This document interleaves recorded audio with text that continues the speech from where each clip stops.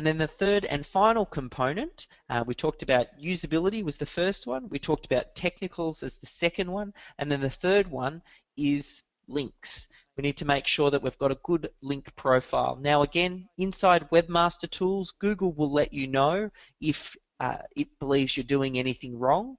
And this really is more relevant to people who may have done SEO in the past and cut some corners.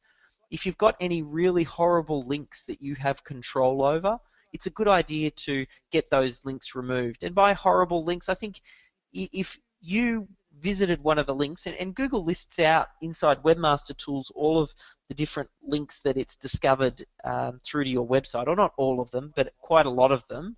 And if you visit some of those links, and if you get there and you're a little bit embarrassed by that page, you go, wow, that's got nothing to do with my website. It's a foreign language site, or it just looks like I'm trying to do something sneaky here.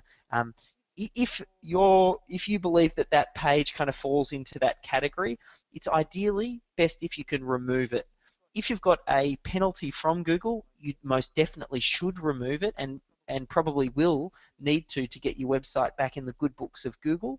But if you haven't received one of those notices, it's still a good idea to keep an eye on your link profile. In fact, it's something that Google said that you should do. There's another tool that we use called CognitiveSEO.com. That's another one that can help you analyze what links are pointing through to your website and which ones may be a little bit iffy and you should consider removing. But some of these tools like Moz that I mentioned, and also Cognitive SEO, these are more SEO tools, and you can get away with not using them. 99% of the information that you actually need will be found inside Webmaster Tools. But this is kind of like if you want to go that extra mile.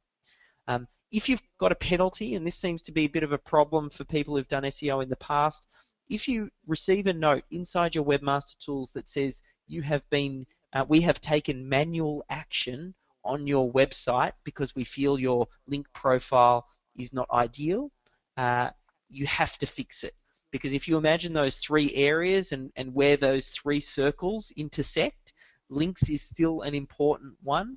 And if Google has deemed your link profile really bad, it's like they're giving you a 0 for that particular category. And when you multiply 0 by the other two categories, anything that's multiplied by 0, you're going to get a 0, so you're going to get a really bad result. So it's important that you fix it up. There is a process for cleaning up your profile. It's probably beyond the scope of what we need to go into in this webinar, and a little bit more advanced. If you need help, you can just reach out to us. But you need to clean up your links. You document the process. You go through a tool they call the disavow tool, and then you apply for reconsideration, and you pretty much beg to Google to take you back and say, oh, I'm sorry that I did all of these things wrong, I won't do them again, and I've made the best effort to clean up my linking profile.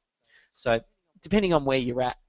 But all of these three areas, and the three areas we've kind of drummed them in multiple times now, it's the usability, it's the technical, and it's the links.